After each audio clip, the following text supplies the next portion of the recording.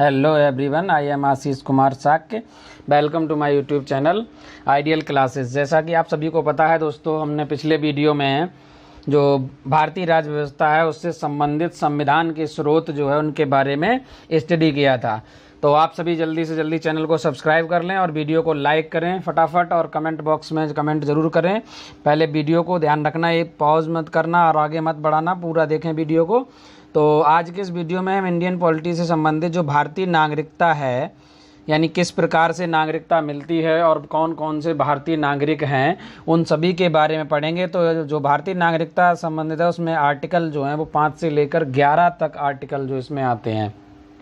अनुच्छेद 5 से लेकर 11 तक जो है वो क्या है, भारतीय नागरिकता से संबंधित हैं। तो आज के इस वीडियो में हम इन्हीं अनुच्छेद के बारे में चर्चा करेंगे और देखेंगे कौन कौन से भारतीय नागरिक होते हैं, यानी नागरिकता के अंदर भारत की जो नागरिकता है वो किस प्रकार से मिलती है और किस की नागरिकता है, एकल है या दोहरी नागरिकता है, वो इन सभी के बारे में भी हम पढ़ेंगे। और साथ ही साथ हम देखो नागरिकता पहले इसलिए पढ़ेंगे क्योंकि जब हमें पता चलेगा कि भारतीय नागरिक कौन है तो होता क्या कि हर देश के, जैसे भारतीय जब नागरिक होगा तो उसको क्या करे, कुछ अलग से संविधान में मौलिक अधिकार दिए गए जो विदेशी जो नागरिक हैं उनको प्राप्त नहीं है। तो हमें यही ध्यान रखना, इसलिए हम पहले ये पढ़ेंगे कि नागरिकता कैसे प्रदान की जाती है, नागरिकता छीनी कैसे जाती है और कौन भारतीय नागरिक हैं, तो उनको कौन कौन से मौलिक अधिकार हैं वो हम नेक्स्ट वीडियो में मौलिक अधिकार पढ़ेंगे। और आज के इस वीडियो में हम पढ़ेंगे भारतीय नागरिकता से संबंधित अनुच्छेद 5 से 11 के बारे में। तो फटाफट वीडियो को लाइक करें और चैनल को सब्सक्राइब करें, बेल आइकॉन पर क्लिक करें। स्टार्ट करते हैं वीडियो को। तो ध्यान दीजिए, ये है भाग 2। देखो भारतीय नागरिकता जो है वो भाग 2 में इसमें दिया गया और इसमें अनुच्छेद 5 से 11 तक यानी भारत की नागरिकता से संबंधित है। और साथ ही साथ ध्यान रखना, भारत में जो है वो एकल नागरिकता का प्रावधान है। अब देखना समझना, यहाँ पर क्या है, एक शब्द दिया एकल नागरिकता। अब ये एकल नागरिकता क्या होता है, तो दोस्तों एकल नागरिकता का मतलब ये है कि भारत में जो नागरिकता है वो एक राष्ट्र के यानी पूरे के राज्य के अलग अलग राज्यों में नागरिकता का प्रावधान नहीं है। यानी क्या है, पूरे भारत में सभी जो नागरिक हैं वो कैसे हैं, भारतीय नागरिक हैं। यानी यहाँ पर जो अलग अलग राज्यों के अंतर्गत कोई भी नागरिकता का प्रावधान नहीं है। और साथ ही साथ क्या होता है, यदि कोई भी नागरिक जब विदेशी किसी अन्य देश में जाकर नागरिकता प्रदान यानी प्राप्त कर लेता है तो उसकी भारतीय नागरिकता खत्म कर दी जाती है। ये भी क्या है, एकल नागरिकता के अंतर्गत आता है। और अनुच्छेद जो 11 है उसके तहत क्या है कि कानून द्वारा नागरिकता के अधिकार को नियंत्रित करने के लिए भारत की संसद को शक्ति दी गई है। यहाँ पर जो आर्टिकल 11 है वो इम्पोर्टेंट है। आर्टिकल 11 में क्या है कि अनुच्छेद 11 के तहत संसद को ये पावर है कि वो क्या कर सकती है, भारत के जो नागरिकता का अधिकार है उसको नियंत्रित कर सकती है और किसी की नागरिकता जो है उसको छीन भी सकती है। तो संसद द्वारा नागरिकता जो है, अभी तक नागरिकता एक्ट 1955 जो है वो लागू किया गया, यानी 1955 जो है वो अभी लागू किया गया और उसी के आधार पर नागरिकता प्रदान की जाती है। अब हमें आगे के आर्टिकल पढ़ते हैं। देखो 5 से लेकर 11 तक जो आर्टिकल हैं इनमें क्या क्या दिया गया उन सभी के बारे में हम स्टडी करते हैं। सबसे पहले है अनुच्छेद 5, यानी जन्म से भारत का नागरिक हो। देखो पहला अनुच्छेद जो 5 है इसके अंतर्गत ये कहा गया है कि यदि कोई भी व्यक्ति भारत में जन्मा हो तो वह क्या होगा, भारत का नागरिक होगा। यानी आर्टिकल 5 के अंतर्गत ये दिया गया कि जन्म से जो है वो भारत का नागरिक हो। यानी यदि कोई भी व्यक्ति है जिसका जन्म कहाँ हुआ हो, भारत में हो, तो क्या होगा, भारत का नागरिक होगा। दूसरा है यदि उसके माता पिता भारत में जन्मे हों, उनके माता या पिता किसी में भी कोई भारत में जन्मा हो या उसके माता पिता में से कोई भी एक भारत में जन्मा हो तो भी वो व्यक्ति क्या होगा, भारतीय नागरिक कहलाएगा। अब यहाँ पर एक चीज़ पॉइंट याद रखना, जैसे हमने पहला पॉइंट बोला कि कोई भी व्यक्ति जो भारत में जन्मा हो या भारत का नागरिक होगा, लेकिन ध्यान रखना जो विदेशी राजदूत होते हैं, राजदूत या राजनायक जो होते हैं, उनके अगर बच्चे, अब देखो विदेशी नागरिक हैं, यदि वो मान लो कोई विदेशी भारत आया और भारत में उसने उसी दौरान उनका मतलब जन्म हुआ किसी बच्चे का, तो वो भारतीय नागरिक नहीं होगा। बस इन चीज़ों को ध्यान रखना। बाकी कोई भी यदि भारतीय नागरिक पहले से है तब यदि उसका जन्म जो संतान होती है वो भारत में अगर जन्म हुआ है तो वो क्या कहलाएगा, भारतीय नागरिक कहलाएगा। जबकि अगर राजनयिक या राजदूत उनके कोई बच्चे हैं भारत में जन्मे तो वो भारतीय नागरिक नहीं होंगे। वो पॉइंट याद रखना। अनुच्छेद 6 क्या कहता है, आर्टिकल जो 6 है उसके अंदर क्या, पाकिस्तान से आवर्जन करके आने वालों की नागरिकता। जब क्या हुआ कि 1947 में देश आज़ाद हुआ तो उसके मतलब कुछ क्या हुआ कि 19 जुलाई 1948 तक या उससे पहले जो भारत में आ गए हों वो भारत के नागरिक कहलाएंगे। यहाँ पर क्या हुआ, देखो संविधान लागू करने से पहले ही 26 जनवरी 1950 को संविधान लागू हुआ और 26 नवंबर 1949 को बनकर तैयार हो गया।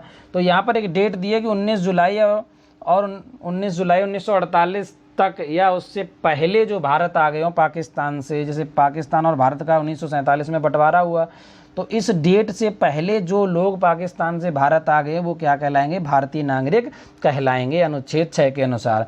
या वो लोग जो 1948 19 जुलाई के बाद भारत में आए हैं उन्हें भारतीय नागरिकता के लिए क्या करना होगा, आवेदन देना होगा। तो ये आर्टिकल 6 कहता है। आर्टिकल 7 की अगर बात की जाए तो इसमें क्या है, भारत से पाकिस्तान को आवर्जन करने वाले व्यक्ति, यानी जब 1947 में देश आज़ाद हुआ तो कुछ लोग क्या हुए, भारत से पाकिस्तान माइग्रेट करके वहाँ को चले गए। तो उनकी नागरिकता के संबंध में क्या है कि 1 मार्च 1947 को जो लोग पाकिस्तान चले गए वे भारत के नागरिक नहीं होंगे, किंतु अगर 19 जुलाई 1948 से पहले भारत वापस आ गए तो वे भारतीय नागरिक होंगे। देखो समझो ध्यान से, मान लीजिए ये कह रहे हैं कि 1 मार्च 1947 को कोई जो लोग पाकिस्तान चले गए, तत्पश्चात उन्हें वहाँ की कोई रहन सहन या कोई कार्ड बस नहीं पसंद आया, वो वापस अगर 19 जुलाई 1948 से अगर पहले भारत आ गए हैं तो वो वही भी भारतीय नागरिक कहलाएंगे। ये है आपका आर्टिकल 7। आर्टिकल 8 क्या कहता है, अनुच्छेद 8 यानी भारत में जन्मा हो परंतु विदेश में रहता हो। इसमें क्या है कि ऐसे व्यक्ति जो भारत सरकार अधिनियम 1935 यानी 1935 का जो गवर्नमेंट ऑफ इंडिया एक्ट है उसके अंतर्गत भारत के नागरिक थे तो वे क्या हो जाएंगे, भारत के नागरिक होंगे। यहाँ पर जो कंडीशन है कि भारत में जन्मापन, मान लो कोई ऐसा व्यक्ति जिसका जन्म भारत में हुआ है और वो विदेश में रह रहा हो, तो भारत सरकार अधिनियम की बात करेंगे तो उनमें जो भारतीय नागरिक थे वो अभी भी क्या हो जाएंगे, वो भारतीय नागरिक होंगे। वो कहा गया आर्टिकल 8 में। आर्टिकल 9 में क्या कहा गया कि विदेशी राज्य की नागरिकता लेने पर भारत का नागरिक ना होना। मान लीजिए कोई व्यक्ति ऐसा है जिसने विदेश की नागरिकता, विदेशी मतलब किसी दूसरे देश में चले गए तो वहाँ के विदेशी हो गए अपने देश के हिसाब से। अब उन्होंने क्या किया, उस देश की नागरिकता ग्रहण कर ली यानी प्राप्त कर ली, तो वो भारत के नागरिक नहीं होंगे। ये कहता है आर्टिकल 9। अब हम बात करेंगे अनुच्छेद 10 की। तो नागरिकता के अधिकारों की निरंतरता, यानी जो नागरिक है वो उनके अधिकार हैं वो निरंतर बने रहें। कह रहा प्रत्येक व्यक्ति जो इस भाग के पूर्वगामी प्रावधानों के तहत भारत के नागरिक हैं या किसी भी कानून के प्रावधानों के अधीन होगा जो संसद द्वारा तैयार किया जाएगा, ऐसे नागरिक बने रहेंगे। देखो अनुच्छेद 10 ये कहता है, यहाँ पर जो नागरिकों के अधिकारों की निरंतरता की बात की गई। देखो प्रत्येक व्यक्ति जो इस भाग के जो पूर्वगामी मतलब जो पहले के प्रावधान दिए गए हैं उनके तहत अगर भारत का नागरिक है तो वो किसी भी कानून के प्रावधानों के अधीन होगा जो संसद द्वारा तैयार किया। मान ली संसद ने कोई भी कानून बनाया तो क्या करना पड़ेगा, उसको स्वीकार करना पड़ेगा यदि आप भारतीय नागरिक हैं तो।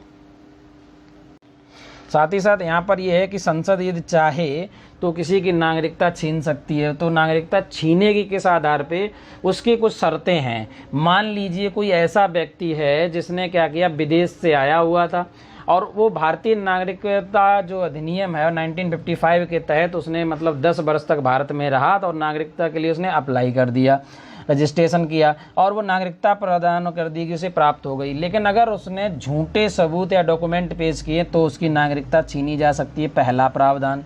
दूसरा प्रावधान ये है कि मान लो जब कोई युद्ध के दौरान किसी देश के साथ, हमारा दुश्मन देश है जिसके साथ युद्ध चल रहे और उस युद्ध के दौरान यदि किसी भी भारतीय नागरिक के संबंध उस देश से रहते हैं तो भी उसकी नागरिकता को क्या कर दिया जाएगा, खत्म कर दिया जाएगा, समाप्त कर दिया जाएगा। ये नागरिकता संबंधी प्रावधान है। इसके अलावा यदि कोई व्यक्ति ऐसा है मान लो जो विदेश में रहने लग गया और उस देश की नागरिकता ग्रहण कर ली तो भी उसकी नागरिकता समाप्त करने का प्रावधान है। तो भारत में क्योंकि एकल नागरिकता है, और अगर हम अमेरिका की बात करें तो अमेरिका में क्या है, दोहरी नागरिकता का प्रावधान है। अब हम बात करेंगे कि आर्टिकल 11 की, तो इसमें क्या है कि संसद द्वारा नागरिकता के अधिकार को नियंत्रित करने के लिए कानून बनाया गया। नागरिकता के विषय पर विधि यानी लॉ बनाने का जो अधिकार है वो केवल पार्लियामेंट को है, संसद को है। यानी अनुच्छेद 11 के तहत संसद को ये पावर है कि वो नागरिकता के संबंध में कोई भी कानून बना सकती है। ये पावर सिर्फ किसको है, भारत की संसद को, पार्लियामेंट को है। तो आई होप आपको ये वीडियो पसंद आया होगा और आपके लिए काफ़ी एग्जाम की दृष्टि से हेल्पफुल रहा होगा। यदि वीडियो पसंद आया तो वीडियो को लाइक करें, शेयर करें और साथ ही साथ चैनल को सब्सक्राइब करें। Thank you for watching this video. Have a nice day.